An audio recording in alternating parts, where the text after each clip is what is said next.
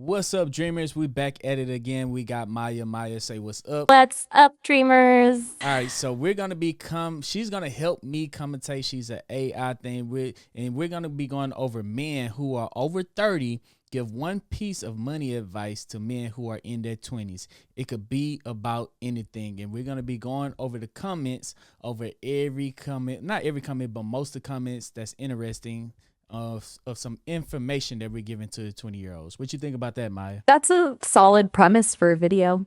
Finance tips from the over 30 crowd. I'm sure there's a lot of wisdom and maybe some head scratchers in there too. Bring on the comments. All right, here we go. All right, so it says save and invest. That's the very first comment at the top. Save and invest. What you think about that? I mean, it's pretty generic, right? It's like saying eat healthy and exercise. Yeah, duh. Exactly. I mean, that's not the best advice to give to 20-year-old, but that is something that they need to hear. You need to save money and invest money, but that's something that they hear all their lives. Let's look at what the next person said. He said, make a goal and stay with it. Small contributions consistently towards goals will add up and get you to where you want to be. It's a marathon. Stay consistent. Consistency is the key. Okay, now we're talking. This guy gets it. Consistency truly is key, whether it's saving, investing, or, basically anything worthwhile. It's like learning a new language. The little every day beats cramming right before the test. A marathon, he says? I like that analogy. Yeah, he got that from Nipsey Hussle. That was his thing, the marathon. All right, next one, which is interesting to me because I'm drinking right now. It says one less drink and one more share. One less drink and one more share. Ooh, get this guy a stock certificate. Not only is he advising responsible drinking, but he's also advocating for ownership. That's thrifty and forward thinking. I like it. Yeah, he's encouraging one less drink as to be responsible. He was saying other than buying a drink, you need to be buying a share. And that's what I preach all the time, guys. I'm an investor. If I would rather buy a share of Coca-Cola than to go buy a 24-pack of Coca-Cola. I would rather buy Apple stock than to go buy the newest iPhone. I want to make sure that I'm investing inside of these companies before I go and buy it. So he's basically, which is awesome advice, is that if you're saving money from going to the club, that one less drinks cost around $20, $25, depending on where you at. You could take that same $25, invest that inside the stock market, and then eventually, over time, you will have so much money invested inside the stock market that you will basically get paid so much back from the stock market that you can have free drinks. And that's why I talk about all the time over on the Dream Green Show. This is Dream Green Conversations. I'm a heavy investor.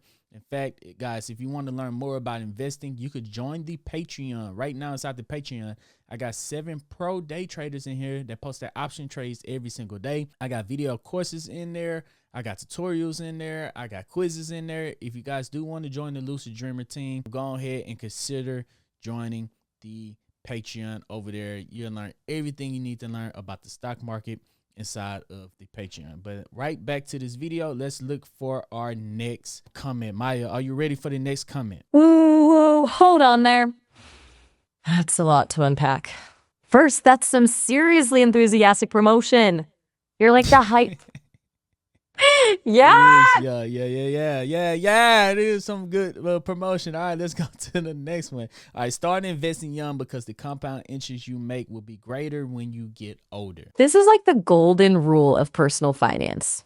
The smallest seed grows into the mightiest tree kind of thing. Compound interest is your magic money-making plant. Appreciate that, Maya. Yeah, so the compound interest effect is by far the biggest 7th, 8th wonder of the world that is. The earlier you start, you can literally start investing $10 every single day inside a high dividend paying company. And at the age of 20, and by the time you're ready to retire, you will make hundreds of thousands of dollars, 6 figures in dividends by doing absolutely nothing at all from just $10.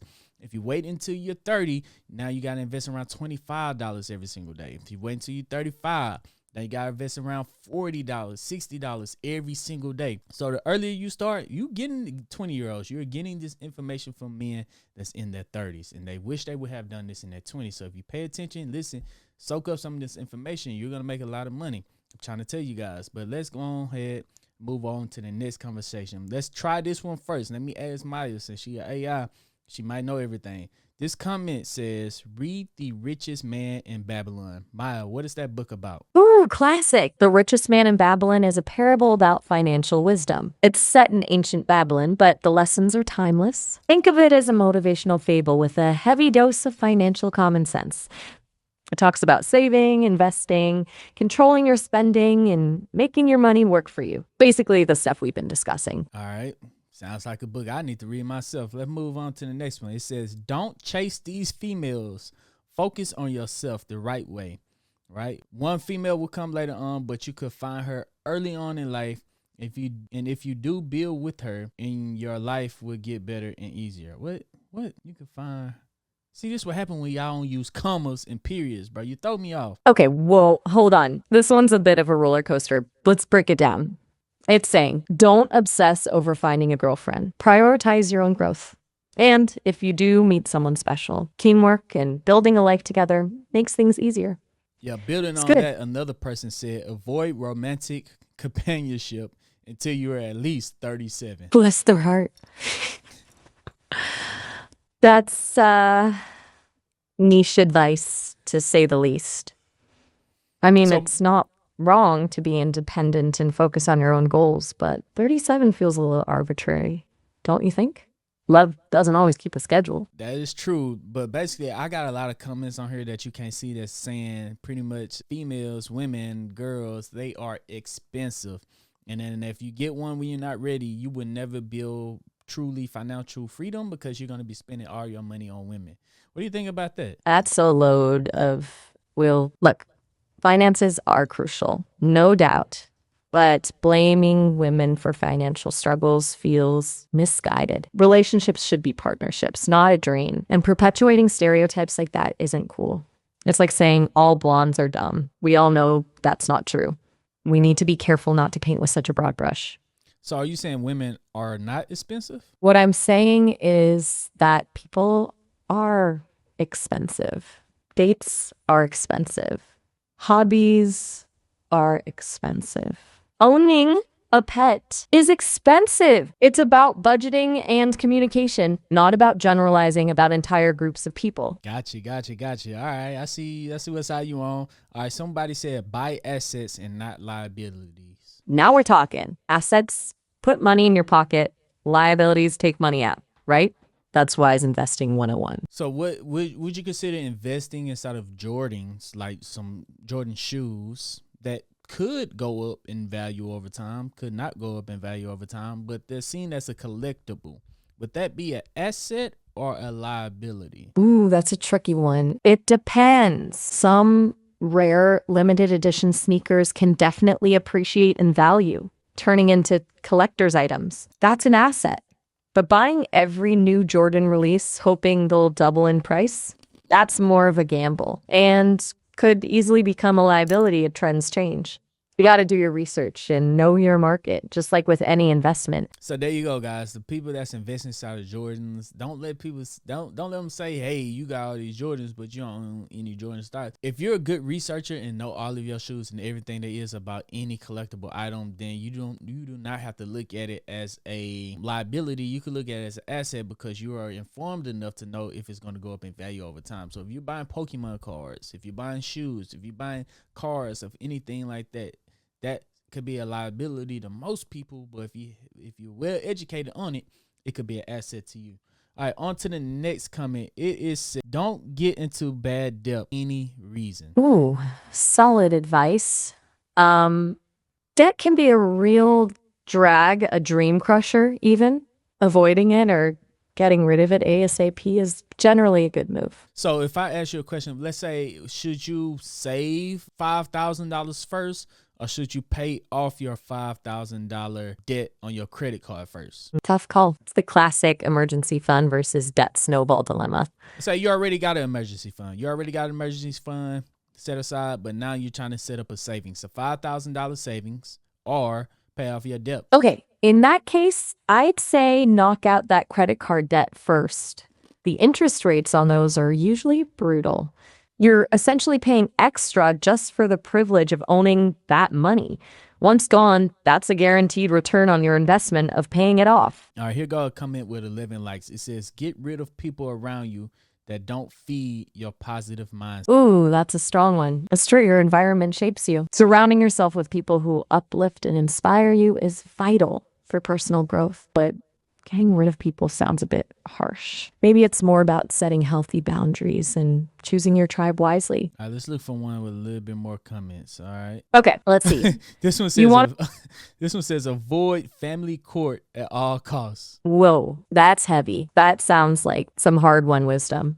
Family court is rarely a pleasant experience. It's a good reminder to put effort into healthy communication and resolving conflicts constructively if possible. All right, here goes one with 20 likes. It says, invest early and have it automated. Boom! Now you're talking my language. Automating investments is genius. How would you automate it? Because I know how I would do it. How would you automate it? Okay, let's say I had my own metaphorical bank account. I'd set up a recurring transfer. Maybe it's a small amount each paycheck right into a dedicated investment account. Think of it like paying yourself first. All right, guys, let me tell you how to actually do it. Now, you set aside money coming out of your check straight into your brokerage account every single month. Now, once it goes inside your brokerage account every single month, you invest it inside a good ETF.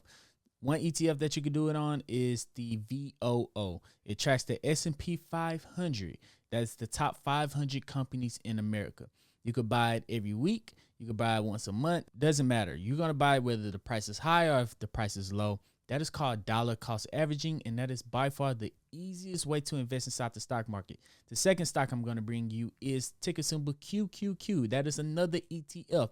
It tracks the top 120-ish. It tracks the top technology companies inside of America, which is more volatile, but can make you a lot more money in the long run. So you can invest, let's say, $100 into them the first and 15th of every month. That's called dollar cost averaging.